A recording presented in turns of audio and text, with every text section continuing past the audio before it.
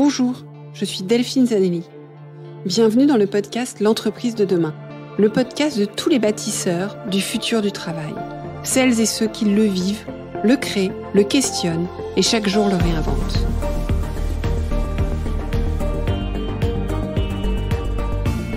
Une entreprise plus vertueuse et soucieuse de son impact social pour une société meilleure.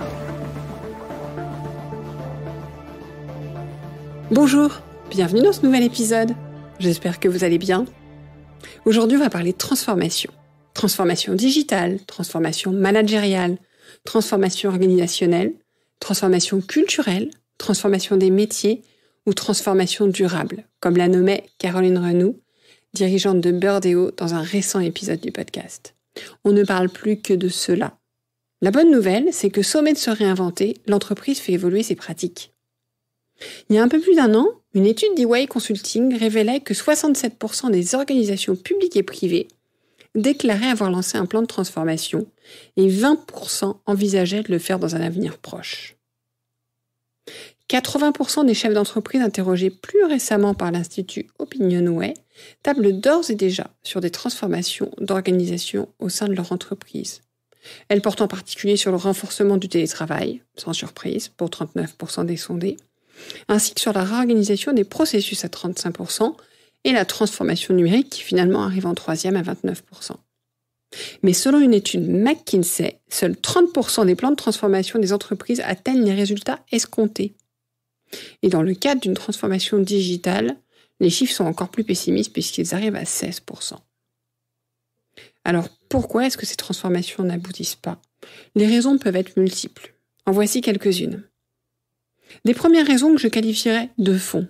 La transformation était-elle le fruit d'une réflexion stratégique menée en concertation avec les parties prenantes ? Avait-elle pour but d'œuvrer à la durabilité de l'entreprise ? Et est-ce que cette transformation tient compte de l'histoire de l'entreprise, de sa culture et de la maturité de ses pratiques managériales également ? On nommait que les transformations doivent être pensées au-delà des modes, des courants managériaux ou des injonctions du moment, mais surtout qu'elles sont exigeantes dans le temps.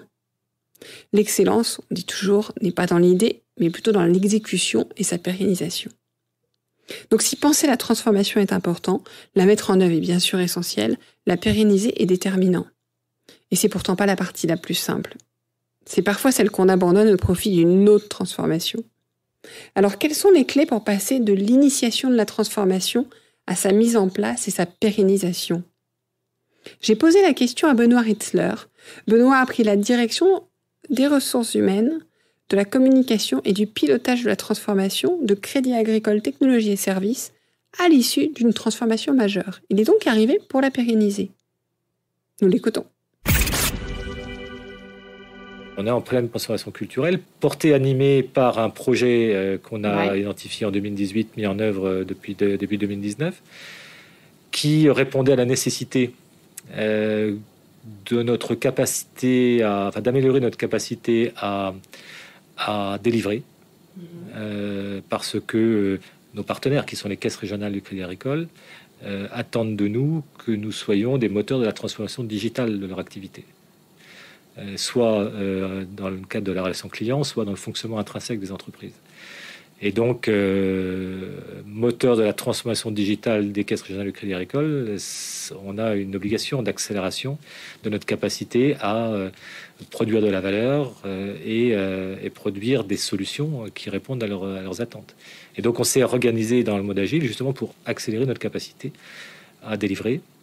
On a un indicateur qu'on appelle le TTM, le Time to Market, dont on a divisé par 3, on était à 18 mois de delivery moyen, on est quasiment à 7 mois aujourd'hui, on a une ambition à 6 mois. Donc on a un certain nombre d'indicateurs stratégiques que nous suivons comme ça, qui nous ont imposé de transformer la culture fondamentalement. Oui. Et quelque part, vous êtes arrivé pour terminer, pour vraiment mettre en place cette transformation. Donc c'est quoi les clés pour passer de penser la transformation à la mettre en place, en fait, concrètement ? En fait, il y a 2 temps. Il y a un premier temps, il y en a 3. Il y a un temps de préparation. Donc la transfo, ça se réfléchit, ça se pense, ça se communique, ça s'explique, etc. Donc, ça, c'est le premier temps. où d'ailleurs le directeur général précédent, parce que le directeur général a changé aussi il y a 1 an, a passé beaucoup de son temps à lui, justement, à parler du projet, lui donner du sens, dessiner la trajectoire, tant en interne qu'en externe d'ailleurs, notamment dans l'écosystème du Crédit Agricole. Ça a été le premier temps. Le deuxième temps, c'est qu'on se mobilise pour réussir les chantiers, les grands chantiers. Donc on s'est mobilisé pour réussir, par exemple, effectivement, le recrutement dont je vous ai parlé. Il a fallu construire des usines à recrutement. C'est pas très joli, en tout cas mais pour aller chercher 700 collaborateurs en 2 ans.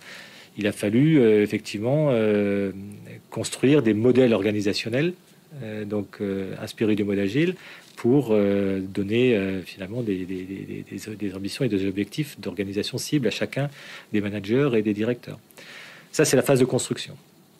Et puis, alors qui est assez exaltante, la phase de construction, elle est sympa, et exaltante, il y a de l'énergie, il y a vraiment beaucoup d'envie. Et puis bon, chez CATS, on a accompagné tout ça de rénovation de locaux, on a beaucoup investi aussi dans la qualité de vie au travail, physiquement, etc. Donc beaucoup d'enthousiasme, beaucoup d'enthousiasme,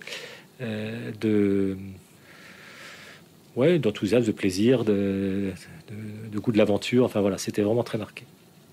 Et je pense que là, aujourd'hui, on est dans une 3e phase, dans une phase plus de consolidation de l'édifice, où au travers des politiques qu'on est en train de redéfinir et qu'on est en train de partager, notamment autour des politiques sociales, eh bien, on consolide finalement l'édifice pour que le travail de mes équipes précédentes qui vont recruter 700 personnes ne soit pas mis par terre au bout de 18 mois, 2 ans, parce que ça peut aller vite dans un sens comme dans l'autre. Ouais. Pour que nos organisations soient consolidées et soient complètement capables de produire et de délivrer autant qu'on l'avait imaginé. Donc on est dans cette phase là de consolidation de l'édifice où alors c'est le paradoxe. Dans un modèle qu'on veut agile, on est en train de structurer, de remettre du cadre. Alors qu'on peut, parce que peut-être qu'on aurait pu imaginer que agilité et cadre ne fonctionnent pas ensemble. Moi, je ne crois pas trop à ça, en fait. Je crois qu'on est très agile dans un cadre. Je dis souvent, les gens me disent, je veux donner de l'autonomie, mais comment je fais ? En fait, il faut fixer un cadre. Il faut d'abord fixer le cadre. On ne peut pas être autonome sans cadre. Ouais. Et c'est vraiment un projet aujourd'hui d'entreprise, y compris les partenaires sociaux que je rencontre évidemment souvent, sont fiers du travail accompli ces 2 dernières années. Bravo. Ouais, vraiment. Mais c'est tout l'enjeu qui est le mien, moi qui prends la suite finalement, qui arrive dans la 3e phase, la 3e étape du temps de transfo. C'est de réussir cette consolidation en gardant cette envie, cette fierté, cet esprit de compétition, cette volonté d'avancer, de servir. C'est tout l'enjeu. C'est de maintenir la dynamique alors qu'on n'est plus dans le démarrage du projet. C'est ça. C'est vrai qu'en termes de conduite du changement, ça c'est un sacré challenge. Et oui, effectivement, la phase de pérennisation ou de capitalisation peut ne pas être perçue comme la plus noble et pourtant elle est la plus exigeante. Benoît l'incarne ici parfaitement. Et vous, qu'en pensez-vous ? Serez-vous plus attentif aux différentes phases lors des prochaines transformations ? Valoriserez-vous autant, voire plus, les collaborateurs en charge des phases les plus délicates, notamment celle de la pérennisation ? Vous me raconterez. À bientôt ! J'espère que l'épisode vous a plu. Faites-le moi savoir en laissant des étoiles et des commentaires sur Apple Podcasts. Cela me permet de le faire connaître, le podcast, et m'encourage à le poursuivre. Rejoignez-moi également sur le groupe LinkedIn L'Entreprise de demain pour échanger avec d'autres auditeurs, proposer des invités.